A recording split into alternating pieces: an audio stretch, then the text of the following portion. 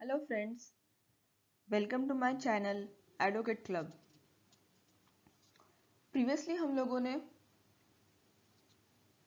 अपने 3 chapter complete कर दिए फ्रेंड्स। आज हम लोग अपना चौथा चैप्टर देखने वाले हैं जो है जनरल एक्सेप्शंस का। काफ़ी लेंदी वीडियोस हो रहे हैं और मैं जानती हूँ हम लोगों को लेंदी वीडियोस जब हम लोग देखते हैं 30 मिनट्स 1 आवर के तो थोड़ा सा बोर फील हो जाता है। एंड हम लोग अगर स्टडी को ना इंजॉय करते हुए करते हैं ना तो जल्दी से कुछ समझ में आता है। और डेली रूटीन में इतना टाइम वेस्ट करना ना बहुत सारे लोगों के लिए पॉसिबल नहीं है। मैंने अपने प्रीवियस वीडियो में देखा कि काफ़ी टाइम जाने के कारण कुछ को प्रॉब्लम भी आ रहा है कि आधा आधा घंटा एक एक आवर्स बैठ के इतना टाइम बहुत सारे लोग स्पेंड नहीं कर पाते या बोर हो जाते हैं बहुत सारे लोग स्टडी से। स्टार्टिंगली मैं भी जब स्टडी करा करती थी तो सीरियसली बहुत बोर हो जाया करती थी एक एक आवर बैठने के बाद किसी एक सब्जेक्ट पे या कंटिन्यूसली लेक्चर देखना। हाँ, आप बुक रीडिंग कर रहे हो तो एटलीस्ट 3 आवर तो बैठना ही चाहिए वैसे आपको बुक लेने के बाद स्टडी जब आप करते हो तो। बट आप ऑनलाइन हो, अभी तो लॉकडाउन में हो सब लोग, तो ऑनलाइन काफ़ी हो चुके हो, तो ताकि बोर ना हो आपको इसलिए मैंने छोटा कि शॉर्ट वीडियो बनाती हूँ ताकि आप डेली के दो चार सेक्शंस कन्वीनियंटली रीड कर पाओ और समझ पाओ और अंडरस्टैंडिंग के लिए भी इजी हो जाएगा आपको। सो फ्रेंड्स, आज हम 2 या 4 सेक्शन ही लेते हैं, शॉर्ट में वीडियो कंक्लूड करते हैं। मैं ट्राई करती हूँ कि कितने शॉर्ट में कर पाऊँ इस वीडियो को और आपको समझा भी पाऊँ उतने अच्छे से। अभी फ्रेंड्स, आप लोग जानते ही है मेरा चैनल एडवोकेट क्लब है, law knowledge for you. Please subscribe to my channel if you like.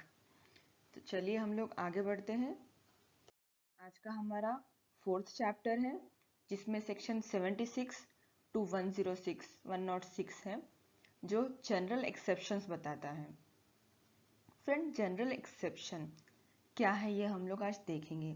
The provision in chapter 4 section 76 to 106 provides for various general exceptions. तो क्या है जनरल एक्सेप्शन, इसका पहले हम इंट्रो लेते हैं फ्रेंड्स, उसके बाद हम इसके सेक्शन पे जाते हैं। The Indian Penal Code provides punishment for the violation of legal rules and for the offences committed। ये तो हम सब जानते ही है फ्रेंड्स कि इंडियन पिनल कोड में जो लीगल रूल्स वायलेट करता है उसके लिए पनिशमेंट दी गई है। Thus, डिटेल कोड और लिस्टेड वेरियस पिनल प्रोविजंस, इसलिए बहुत सारे पिनल प्रोविजंस दिए गए हैं इसके अंदर। Certain cases the accused is let free and is excused. General exception provides for such provision so as to make a person non-liable for certain acts for which he would have been liable. If exceptional circumstances had not existed, in short, all offences are dealt with punishment, but in certain circumstances, the act though amount to offence is punishable, is not punishable, sorry. Friends, क्या है कि हमारा Indian penal code provide करता है legal rules violate जो करता है उसके लिए for the offences committed, but इसी के अंदर बहुत सारे वेरियस पिनल प्रोविजंस दिए हुए हैं पनिश करने के लिए लीगल रूल्स को अगर वायलेट करते हैं तो। इसके बावजूद भी जब कोई पर्सन ये पनिशमेंट ये कमिट करता है ये ऑफेंस, उसके बाद भी उसको एक्सेप्शन दिया जा सकता है। कब, क्यों, कैसे, उसी के लिए जनरल एक्सेप्शन का हम लोग चैप्टर देख रहे हैं फ्रेंड। और उसकी लायबिलिटी, जो भी उसकी लायबिलिटी है, जो उसने कमिट किया है ऑफेंस, वो उससे पूरा फ्री हो जाता है। ऐसे कंसिडर होता है कि उसने वो ऑफेंस किया ही नहीं है, उस पर कोई पनिशमेंट नहीं होती है, जबकि उसने लीगल राइट और लीगल रूल वायलेट किया है तब भी। इसको एक्सेप्शनल कहा जाता है। इसलिए इसमें और जनरल एक्सेप्शंस में फ्रेंड्स 2 टाइप के एक्सेप्शंस आते हैं। Let's see. As a general principle of law, man is presumed to know the nature and consequences of his act. He has responsible for it, whatever he done. However, There are certain exceptions to this general rule where a person may be excused of crime. In some cases, a person may be entirely excused for criminal responsibilities. How? We can see in this chapter. Now, exceptions, the concept exception has been explained by Sir Frederick Pollock. It's a difficult name, I know, but you can search on Google, you find it. Frederick sir जो थे उन्होंने इसका concept general exceptions का explain किया था friends. क्या बोलते थे वो? These are rules of immunity which limit and restrict the rule of liability. ये फेडरिक सर के वर्ड्स थे फ्रेंड्स, जो उन्होंने जनरल एक्सेप्शन का जो कंसेप्ट था वो एक्सप्लेन करते हुए कहा था. तो फ्रेंड्स, एक्सेप्शंस कैसे होते हैं? वो दो टाइप के होते हैं. एक होता है पर्टिकुलर एक्सेप्शन, एक होता है जनरल एक्सेप्शन. इस चैप्टर में हम लोग जनरल एक्सेप्शंस देखने वाले हैं फ्रेंड. जो पर्टिकुलर एक्सेप्शंस होते हैं वो क्या होते हैं वो भी मैं शॉर्ट में बता देती हूँ आपको. There are exceptions to particular offences under Indian penal code. The exception has no application in general. It applies only in respect of the particular offences. जो जनरल में नहीं होते, कुछ पर्टिकुलर ऑफेंसेस के लिए होते हैं, उसको पर्टिकुलर एक्सेप्शंस में रखा गया है. Exceptions are in the nature of defense. The person charged with commission of a particular offense may be clear from liability if he pleaded and proves exception. अगर कोई पर्सन अगर ये प्रूव कर पाता है कि वो इन एक्सेप्शंस के अंदर आता है, पर्टिकुलर या जनरल, तो उसकी जो लायबिलिटी है, जो भी उसने वॉयलेट किया है, वो जो ऑफेंस के लिए कमिटेड होने वाला है, उससे वो फ्री हो जाता है और वो नॉन पनिशेबल हो जाता है. और जनरल एक्सेप्शंस जो हम अभी चैप्टर हमारा स्टार्ट करने वाले हैं, the adjective general make it clear that this exception are not regarding any particular offence but are applicable to all offences in general. किसी एक पर्टिकुलर ऑफेंस के लिए नहीं हो सकता है, बट ऑफेंसेस इन जनरल में ये आता है friends. And friends, application of general exceptions क्या हो सकता है ये हम लोग देखते हैं. The application of general exception is to be understood with reference to the provision in section 6 of this Indian penal code. Friends, हमने चैप्टर 2 में देखा था जनरल एक्सेप्शन की जो डेफिनेशन दी हुई है सेक्शन 6 में. सेक्शन 6 क्या बताता है? चैप्टर 2 में था जनरल एक्सप्लेनेशन का सेक्शन 6. आप लोग बैरेक्ट कैरी कर रहे हो अगर, तो आप लोग चेक कर सकते हो. जनरल एक्सप्लेनेशन में सेक्शन 6 क्या बोलता है हम लोग देखते हैं friends, regarding exceptions. Section 6 of Indian penal code provides that definitions in the code to be understood subject to exceptions. Throughout this code, every definition of an offense, every penal provision and every illustration of every such definition or penal provisions shall be understood subject to the exceptions contained in the chapter entitled General Exceptions. Though those exceptions are not repeated in such definition, penal provision or illustration. Exception का ये chapter 2 general explanation के section 6 में बताया गया है. Explanation की definition exceptions के लिए आप वहाँ चेक कर सकते हो फ्रेंड्स. जैसे कि मैंने आपको स्टार्टिंग जब आईपीसी किया था तभी बताया था कि हम कुछ सब्जेक्ट्स भी मर्ज करते चलेंगे ताकि आपको एग्जामिनेशन पॉइंट ऑफ व्यू से या फिर अंडरस्टैंडिंग के लिए ईजी हो जाए. तो फ्रेंड्स, इसी के साथ जनरल एक्सेप्शन जब आता है तो एक मोस्ट इम्पॉर्टेंट हो जाता है हम लोगों को डिस्कस करना एविडेंस एक्ट का सेक्शन 105.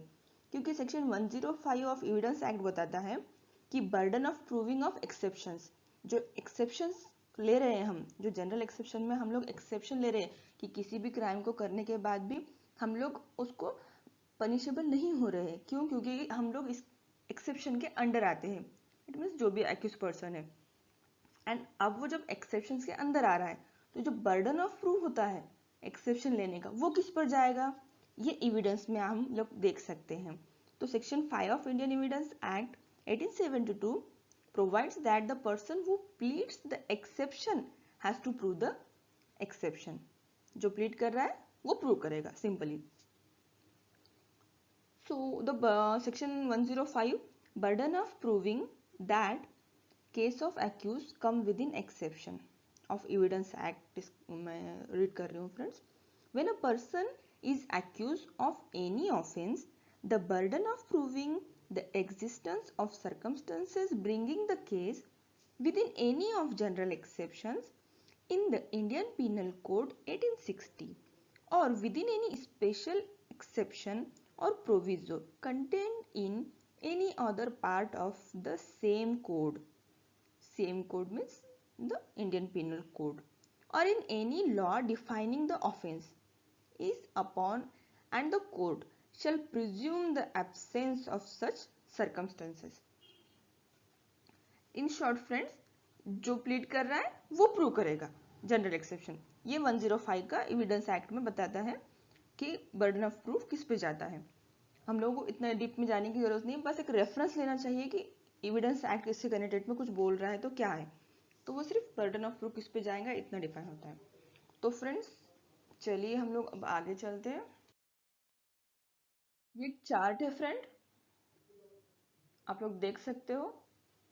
जो हम लोग चेक कर रहे हैं जनरल एक्सेप्शन, ये 2 काइंड के होते हैं। कैसे कैसे एक्ट है, इसको 2 पार्ट में डिवाइड किया गया है, एक एक्सक्यूजेबल एक्ट और एक जस्टिफिएबल एक्ट। तो एक्सक्यूजेबल एक्ट में फ्रेंड्स कौन से सेक्शंस आते हैं मैंने मेंशन कर लिए। अगर आप राइट डाउन करना चाहते हो तो राइट डाउन कर सकते हो फ्रेंड्स। तो section 76 and 79 mistake of fact. Mistake of fact excusable act में आता है फ्रेंड। और इनकैपेबिलिटी जिसमें इन्फेंसी है, इंसैनिटी है एंड इंटॉक्सिकेशन है फ्रेंड्स। मीन्स जो चाइल्ड होते हैं उनका है, जो अनसाउंड माइंड होते हैं उनका है, और इंटॉक्सिकेशन का आता है इसमें। एंड थर्ड वन इसमें एक्सीडेंट आते हैं। इतने ही एक्सक्यूजेबल एक्ट में आते हैं। एंड जस्टिफिएबल एक्ट में रिमेनिंग जितने भी प्रोविजंस है वो उसमें आते हैं फ्रेंड्स। सेक्शन 76 to 106 का मैंने ये चार्ट बनाया है ओपनली, हम लोग देख सकते हैं। तो फ्रेंड्स आज हम स्टार्ट कर रहे हैं, तो मिस्टेक ऑफ फैक्ट स्टार्ट कर रहे हैं फ्रेंड्स। हम लोग देखते हैं अभी मिस्टेक ऑफ फैक्ट। चलिए अब हम लोग आगे चलते हैं। सेक्शन 4 चैप्टर 4 जनरल एक्सेप्शंस का सेक्शन 76 हम लोग देखने वाले हैं फ्रेंड्स। तो सेक्शन 76 क्या बोलता है हम लोग देखते हैं। फर्स्टली तो सेक्शन 76 एंड सेक्शन 79 मैंने पिछले ही चार्ट में आपको बताया, उसमें 76 एंड 79 ये 2 डील करते हैं offences under mistake of fact and mistake of law and the liability incurred thereon. It is based on the philosophy as stated in Latin maxim. Actually friends ये 76 and 79 जो mistake of fact और mistake of law जो define कर रहे हैं, ये base है एक philosophy पे जो stated थी Latin maxim में। और वो maxim क्या थी friends? Ignorantia juris non executus। ये आप जितने भी मैगजीम्स है फ्रेंड जो मैं आपको बताती हूँ वो आप गूगल सर्च कर सकते हो, आपको बहुत इजीली उसके मीनिंग मिल जाएंगे, स्पेलिंग्स वगैरह आपको अगर प्रॉब्लम जा रहा हो तो। इसका मीनिंग क्या होता है फ्रेंड्स कि mistake of law is no excuse. अगर हम लॉ को मिस्टेक बोलते हो तो उसको एक्सक्यूज नहीं किया जा सकता फ्रेंड्स, ये बताती है मैगजीम। एंड इसके साथ ही इग्नोरेशिया फैक्टा एग्जीक्यूस्टा वो क्या बताता है कि mistake of fact is excusable. जो हम mistake of fact and mistake of law देख रहे हैं फ्रेंड्स, तो ये 2 लैटिन मैगजीम पे बेस्ड है कि अगर मिस्टेक ऑफ लॉ होगा तो वो एक्सक्यूजेबल नहीं होगा, बट मिस्टेक ऑफ फैक्ट होगा तो वो एक्सक्यूजेबल होगा। ऐसा प्रिजम्पशन है that every man knows the law of his land. This is based on the doctrine of lesser evil. क्या प्रिजम्पशन किया जाता है इस मैगजीन के अंदर कि हर पर्सन को उसके लैंड का लॉ पता होता है, इसलिए जो भी मिस्टेक ऑफ लॉ होता है उसको एक्सक्यूज नहीं किया गया है, और जो मिस्टेक ऑफ फैक्ट होगा उसको एक्सक्यूजेबल किया गया है। Let's see section 76, act done by a person bound by mistake of fact, believing himself bound by law. Nothing is an offense which is done. Friends, अब हम लोगों ने जो जनरल एक्सेप्शन का चैप्टर स्टार्ट किया है, यहाँ की आप वर्डिंग देखोगे, हर सेक्शन के स्टार्टिंग में आपको क्या मिलेगा? Nothing is an offence. ये कौन सा चीज ऑफेंस नहीं हो सकता है? कि अगर वो इस एक्सेप्शन में आता है, जितने भी एक्सेप्शन इसमें दिए हुए सेक्शन 76 टू 106 में जितने एक्सेप्शन दिए हुए, अगर उसमें आता है तो वो ऑफेंस नहीं होगा। तो हर सेक्शन के स्टार्टिंग में आपको ये वर्डिंग मिलेगी। अगर आप राइटिंग का कोई एग्जाम दे रहे हो तो ये आपके माइंड में बिठाने के लिए मैं फर्स्ट इंट्रो करा रही हूँ कि nothing is an offence which is done. आगे जो भी आएगा तो आप इस तरह से भी रिमाइंड कर सकते हो। So let's see section 76. Nothing is an offense which is done by a person who is or who by reason of mistake of fact and not by reason of mistake of law in good faith believes him to be bound by law to do it. Section 76 क्या comprise करता है friends section 76? Firstly इसके कुछ ingredients, essential जो elements हैं, क्या बोलता है ये सेक्शन में वो हम लोग देखते हैं। First, act is done under mistake of fact. पहला क्या होना चाहिए फ्रेंड्स? मिस्टेक ऑफ फैक्ट में होना चाहिए जो भी एक्ट वो कर रहा है। Act done which is mistake of fact. Next ingredient, not under mistake of law. ये अंडरलाइन कर सकते हो फ्रेंड्स आप लोग, not under the, not reason by mistake of law. Third one is act done in good faith. Act good faith में होना चाहिए, सबसे मोस्ट इंपॉर्टेंट इंग्रेडिएंट एलिमेंट है फ्रेंड्स सेक्शन 76 का, कि गुड फेथ में होना चाहिए वो जो भी एक्ट कर रहा है तो। एंड फोर्थ एलिमेंट है person believes himself to be bound by law, bound by law to do it. Believe होना चाहिए उस पर्सन की वो जो कर रहा है वो लॉ से बाउंड किया हुआ है, बांधा हुआ है, इसलिए वो कर रहा है फ्रेंड्स। अगर ऐसा नहीं है, अगर कोई गुड फेथ नहीं है, अगर गुड फेथ में नहीं करता है वो, या फिर बाउंड बाय लॉ इस बिलीव में नहीं होता है, या मिस्टेक ऑफ फैक्ट या मिस्टेक ऑफ लॉ नहीं है, ऐसा प्रिज्यूम नहीं करता है, तो वो इस जनरल एक्सेप्शन में नहीं आएगा फ्रेंड। अब इसके भी दो इंग्रेडिएंट्स हैं फ्रेंड, वो क्या है हम लोग देखते हैं। Person excused from criminal liability on the ground of mistake of fact only, on or not mistake of law, not under mistake of law. And what is the ingredient of this fact? First one is when a person is bound by law to do something and does it.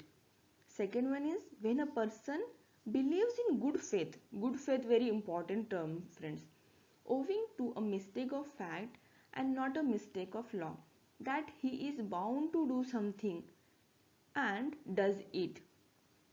ये इसके ingredients है friends. और इसी के साथ हम लोग section 77 या 78 ना देखते हैं फ्रेंड, 79 देखते हैं। क्यों? क्योंकि ये दोनों कनेक्टेड है। इसके बाद हम लोग सेक्शन 77 एंड 78 देखते हैं। तो सेक्शन 79 क्या बोलता है? Act done by a person justified और by mistake of fact, believing himself to be justified by law. Nothing is an offence, इस सेक्शन का भी स्टार्टिंग देखिए friends. Nothing is an offence which is done by any person who is justified by law और who by reason of mistake of fact and not by reason of mistake of law, who by mistake of fact but not by mistake of law and in good faith, same term friends, in a good faith, believe himself to be justified by law in doing it. Section 79 भी same बोलता है friends. अगर आप wording देख पा रहे हो तो उसमें भी मिस्टेक ऑफ फैक्ट था, इसमें भी मिस्टेक ऑफ फैक्ट है, उसमें भी नॉट बाय, सेक्शन 76 भी क्या बताता है कि not by reason of mistake of law. इसमें भी सेक्शन 79 में भी सेम है, not by reason of mistake of law. Good faith दोनों में भी इंपॉर्टेंट है, गुड फेथ, और बिलीव भी होना चाहिए कि वो बाउंड है वो करने के लिए। इसलिए हम लोगों ने सेक्शन 76 एंड 79 की डेफिनेशन साथ में देखी फ्रेंड्स। तो लेट्स सी सेक्शन 79 जो है फ्रेंड्स, सेक्शन 79 हम लोग देख रहे हैं, तो उसके साथ हम देखते हैं इसके एसेंशियल एलिमेंट्स क्या है फ्रेंड्स। तो फर्स्ट वन है an act must be done under mistake of fact. Act must be done in good faith. पहले कोई एक्ट करा हुआ होना चाहिए एंड गुड फेथ में होना चाहिए। मिस्टेक ऑफ लॉ होना नहीं चाहिए, मिस्टेक ऑफ फैक्ट होना चाहिए एंड गुड फेथ। इसमें भी गुड फेथ आया है फ्रेंड, देखिए जैसे कि हमने उसमें भी चेक किया था गुड फेथ का जो वर्ड था। अब गुड फेथ आप लोगों को कहाँ दिखने मिलेगा फ्रेंड्स, आपको याद होगा तो section 52 of Indian penal code define करता है गुड फेथ की डेफिनेशन, वो भी हम लोग देखते हैं फ्रेंड। पहले हम लोग देखते हैं कि मिस्टेक ऑफ फैक्ट क्या है, जो हमने बार बार यूज किया है इसमें, mistake of fact and mistake of law. तो मिस्टेक ऑफ फैक्ट देखते हैं फ्रेंड्स हम लोग एंड मिस्टेक ऑफ लॉ देखते हैं। The term mistake is not limited to erroneous belief or forgetfulness. A person is expected by law to take reasonable precautions. However, if a person acts honestly and sincerely, then a bad judgment may be excused. English common law doctrine provides for Latin maxim ignorantia facti excused. Ignorance of fact is good excuse. A person may by his ignorance form a judgment which may be erroneous. If it is honest and sincere judgment based on rational thinking, then such person is said to have committed the act under mistake of fact. Reasonableness is the test of classify an act to be mistake of fact. Common law accepted mistake of fact as good excuse in civil as well as in criminal law. Mistake of fact friends एक बहुत अच्छा excuse माना जाता है civil में and criminal law both में, not necessary कि सिर्फ क्रिमिनल में होता है, ये बोथ में क्या होता है एक्सक्यूजेबल होता है mistake of fact and mistake of law. Let's see mistake of law. erroneous belief as to provision of law is no excuse. The English common law principle is based upon the Latin maxim ignorantia juris non excusat. Ignorance of law is no excuse. It is based on the doctrine of lesser evil. Every person is presumed to be known the law of his land. Even ignorance of newly passed statute is no defense. There is no need of actual knowledge. It is based on presumed knowledge or imputation of knowledge. Mistake of law तो हर इंसान को अपने land का पता होना ही चाहिए। आप ये एक्सक्यूज नहीं ले सकते हो ये कि मुझे ये लॉ पता नहीं था। जैसे कि हम लोग ट्रैफिक में बाइक चलाते हैं रास्ते पर कहीं पर, और कोई हम लोगों को ट्रैफिक पुलिस अगर पकड़ती है तो हम लोग ये एक्सक्यूज नहीं ले सकते कि आप राइट साइड से जा रहा था, मुझे तो पता ही ना था कि ये राइट साइड से जाने का रास्ता नहीं था या वन वे नहीं था और मुझे लेफ्ट साइड से चलना था, या मुझे पता ही नहीं था कि यहाँ से टर्न नहीं लेना था, यहाँ से रुकना था, मुझे कहीं पर फुल स्टॉप होता है। ये ऐसे जो एक्सक्यूज होते हैं फ्रेंड्स कि मुझे पता ही नहीं था कि ये क्राइम है इसलिए मैंने कर दिया, सॉरी इसके बाद मैं अब वो क्राइम नहीं करूँगा। अगर इसमें प्रॉब्लम क्या होता है फ्रेंड्स, मिस्टेक ऑफ फैक्ट उसमें तो वो पर्सन की गलती नहीं होती है कि उसका फैक्ट जो होता है वो मिस्टेकन होता है, उसको पता ही नहीं होता है जो फैक्ट होता है, टॉपिक जो होता है उसका जिसमें वो क्राइम कर रहा है कि वो फैक्ट ना मिस्टेकली हो रहा है। बट मिस्टेक ऑफ लॉ में अगर एक्सक्यूज दे देता इस बुक में या फिर लॉ में अपने, तो प्रॉब्लम क्या हो जाता, कोई भी पर्सन चाहता, सपोज किसी पर्सन के कुछ इम्पॉर्टेंट थिंग्स रखी है, कोई पर्सन किसी मैरिज में जाता है, वहाँ ढेर सारी ज्वेलरी लगी होती है या फिर कुछ सामान होता है जो ब्राइड ग्रूम को दिया जाता है। अब शायद इनविटेशन आया उसको मैरिज का एंड वो विजिट कर रहा है, जाकर वहाँ पर इनविटेशन में उसने तो बस देखा इतने सारे आइटम्स है, फॉर एग्जाम्पल बता रही हूँ मैं आपको, वहाँ से जाके उसने उसको जो पसंद आता है कुछ समथिंग 4-5 अच्छे आइटम उसने उठा लिए वहाँ से एंड वो फॉर एग्जाम्पल फ्रिज हो वहाँ पर रखा था कि वो ग्रूम ब्राइड को दिया जा रहा था, उसके पेरेंट्स की तरफ से, वहाँ पर कुछ गिफ्ट आइटम थे अच्छे अच्छे हेवी वाले, वो उसको पसंद आते हैं, वो वहाँ से उठाता है और जाता तो इनविटेशन के लिए, हम इनको इनवाइट किया जाता है इसलिए, और वहाँ से जाकर वो क्या करता है, वो आइटम्स उसको जो पसंद आते हैं वो उसमें से 4-8 आइटम उठा लेता है और वो अपने घर चला जाता है। अब उसमें से जब पता चलता है तो वो क्राइम रजिस्टर करते हैं कि ऐसा ऐसा हमारा सामान उसने, वो बंदे ने लेकर गया, जिस अक्यूज ने लेकर गया। वो पुलिस अब जब उसको अरेस्ट करके ले आएगी, उसको पूछताछ की जाएंगे तो हाँ मैंने उठाया, तो बताएंगे कि अगर तुमने ये चीज़ चोरी की है, आपने उसको मूव की है, मूव थेफ्ट में आती है फ्रेंड्स ये definition, movable property dishonestly receiving stolen, अगर वो प्रॉपर्टी वहाँ से वो स्टोल करता है, वहाँ से उठाता है, वो थेफ्ट के डेफिनेशन में जाता है, वो हम लोग आगे देखेंगे। तो उसने जो थेफ्ट किया है उसको बोला जाएगा कि तुमने ये थेफ्ट कमिट किया है और तुम पनिशेबल हो इस थेफ्ट के प्रोविजन के अंदर। वो बंदा बोलेगा मैंने तो कुछ किया ही नहीं, मुझे वो पसंद आई चीज इसलिए मैं ले आया, इसको थेफ्ट बोलते हैं। अगर मुझे ये पता होता कि अपने इंडियन पिनल कोड में या इंडिया में ऐसा कोई चैप्टर भी है, ऐसा कोई प्रोविजन भी है कि जिसके अंदर कोई चीज पसंद आने से उठा लेते हैं हम लोग, तो उसको क्राइम माना जाता है। अगर मुझे पता होता तो मैं ये करता ही नहीं। तो सॉरी सॉरी, अगर ऐसा है तो नेक्स्ट टाइम मैं ये नहीं करूंगा। सिंपली वो क्या डिफेंस लेगा कि हो गया मेरे से मिस्टेक, अब मैं नेक्स्ट टाइम नहीं करूंगा, सॉरी। अगर हम मिस्टेक ऑफ लॉ को इस तरह से एक्सक्यूज बना देते फ्रेंड्स, तो इस तरह से बहुत सारे क्रिमिनल इस चीज का बेनिफिट उठा पाते थे कि पता ही नहीं था कि ये क्राइम है, अब मैं नहीं करूंगा नेक्स्ट टाइम, सॉरी बोलते और निकल जाते।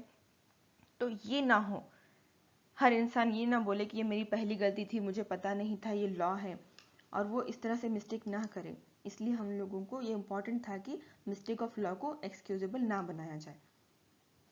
इसमें हमने देखा है फ्रेंड्स सेक्शन 76 एंड 79 में गुड फेथ इम्पोर्टेंटली यूज किया गया है बोथ सेक्शंस में।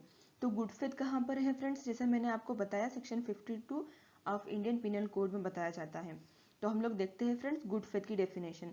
आप फ्रेंड्स मैं और एक बात बताना चाहूंगी, अगर आप सेक्शन वाइज रीड करने जाओगे 76, 77, 78, तो उसमें ना आपको कंसेप्ट क्लियर नहीं होगा। आप इस तरह से लिंक करते चलोगे प्रोविजन, तो आपको जल्दी समझ में आएगा कि क्या बताना चाह रहा है, कि तो बहुत लेंदी लेंदी बुक से लाके तो अंडरस्टैंडिंग को थोड़ा प्रॉब्लम जाता है फ्रेंड्स।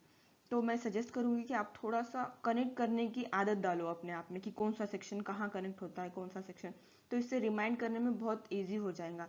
अभी हम जब जनरल एक्सेप्शन देख रहे हैं फ्रेंड, हमने सिर्फ सेक्शन 76 एंड 79 देखा, बोथ में हमने इंक्लूड क्या क्या किया फ्रेंड्स, हमने 52 लिया गुड फेथ का, एविडेंस एक्ट का 105 भी इसमें इंक्लूड किया, और क्या इसमें हम लोगों ने इंक्लूड किया फ्रेंड्स, सेक्शन 6 किया हम लोगों ने इसमें इंक्लूड जनरल एक्सप्लेनेशन का। तो इस तरह से ये जो सब सेक्शन हमने क्लब कर लिए एक जगह पर। अब जब हम लोग जनरल एक्सेप्शन के चैप्टर में सेक्शन 76 एंड 79 पढ़ते हैं या याद करने की कोशिश या फिर पढ़ने के बाद उसको समझने की कोशिश करते हैं, तो अब हमको पता है कि इसमें क्या आएगा, बर्डन ऑफ प्रूफ एविडेंस में आ जाएगा। जब हम एविडेंस पढ़ने जाएंगे 105, तब हमको याद आएगा कि हाँ सेक्शन 76 में इसका बर्डन ऑफ प्रूफ इधर दिया हुआ है। इस तरह से कनेक्ट करते चलिए थोड़ा सा फ्रेंड्स। सो गुड फेथ की डेफिनेशन में एक बार रीड करती हूँ आप लोगों के लिए, आप भी देख लीजिए। Nothing is said to be done or believed in good faith which is done or believed without due care and caution. Thus, good faith requires due care and attention. The term due denotes reasonable and inquiry. क्या होता है friend good faith में, good faith सिर्फ good faith से किया ये बोलने से नहीं होता है, उसको क्या करना पड़ता है, with due care and caution. जिस तरह से अगर खुद का कोई चीज होता है हम लोगों का, तो हम जिस तरह से उसकी केयर करेंगे पूरी तरह से, तो कोई भी चीज आप कर रहे हो तो पूरी तरह से क्यूअर कॉशन के साथ गुड फेथ में करनी चाहिए, ड्यू केयर एंड कॉशन के साथ। सो इसके बाद आगे चलते हैं फ्रेंड्स हम लोग। इसमें कुछ केस लॉ भी है फ्रेंड्स। भाऊ जीवाजी वर्सेस मुलाजी दयाल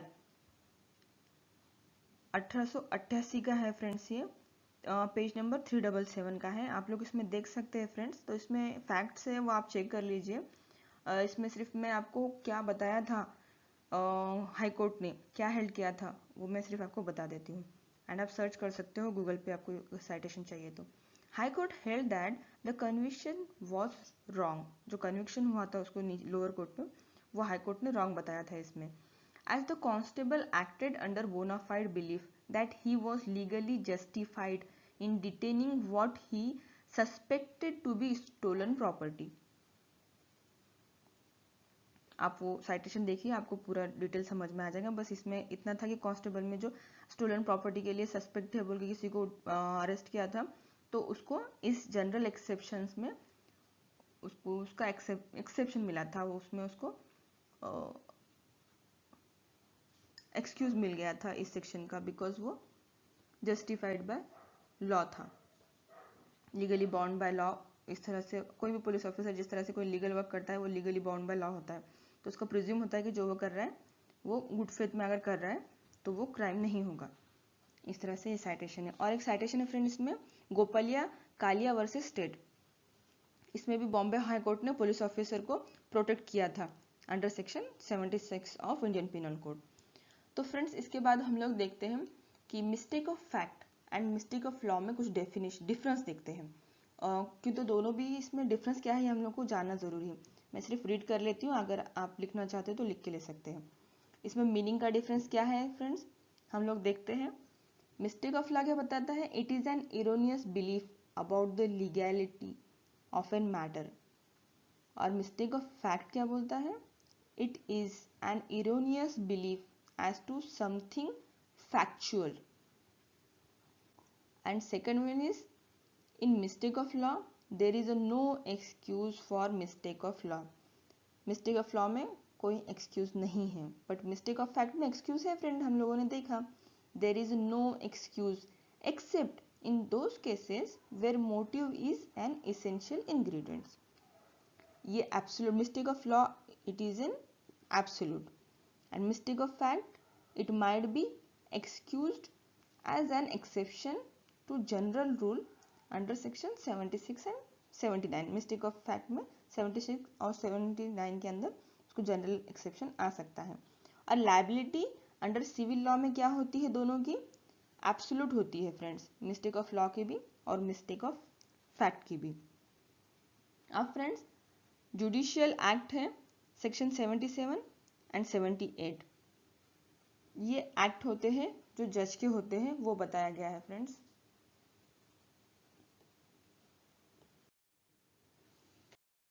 तो फ्रेंड्स जुडिशियल एक्ट्स जो है सेक्शन 77 एंड 78, ये हम लोग नेक्स्ट वीडियो में देखते हैं, और उसको मैं नेक्स्ट वीडियो में आपको एक्सप्लेन करती हूँ फ्रेंड. आज के लिए इतना रखते हैं हम लोग. Thanks for watching and do study best. Mains कभी भी हो सकती है फ्रेंड्स, जो जुडिशियली जेएमएफसी की एग्जामिनेशन की प्रिपरेशन कर रहे हैं, सो वो फोकस रखिए अच्छे से अपने स्टडी पे, एंड राइटिंग प्रैक्टिस को बहुत अच्छे से करते रहें, बिकॉज वो mains examination is a writing examination, तो जितना हो सके उतना लिखते रहिए. एंड ऑल्सो जजमेंट राइटिंग और एसे राइटिंग पे अभी से कॉन्सेंट्रेट कीजिए फ्रेंड्स, बिकॉज जजमेंट राइटिंग में आपको अभी से आप करते हो तो आप रीजनिंग निकाल पाओगे. उसमें जो मेन पॉइंट्स होते हैं ना फ्रेंड्स, उसको रिमूव करके जिस तरह से आपको करना है, at least in a week 3 judgement तो भी आपके लिखे होना चाहिए फ्रेंड्स, सिविल एंड क्रिमिनल के. जो मेंस की प्रिपरेशन कर रहे हैं जेएमएफसी एग्जामिनेशन के लिए, मैं उन फ्रेंड्स को बता रही हूँ. और ऐसे में अभी से आप जो भी मैटर कलेक्ट कर पाते हो न्यूज़पेपर से, या बेस्ट बहुत सारे लाइव लॉ जैसे अच्छे अच्छे जो लॉ के ऊपर न्यूज़ देते हैं, ऐसे कुछ चैनल से या फिर कुछ ऐप से, अगर आप उनसे भी थोड़ा बहुत कनेक्ट रह सकते हो फ्रेंड्स. ये सब इंफॉर्मेशन आप अभी से कलेक्ट करते चलिए फ्रेंड्स, तो आपके लिए इजी हो जाएगा. चलिए अब मैं क्लोज करती हूँ आज के लिए. हम मिलते हैं नेक्स्ट वीडियो में. Thank you so much.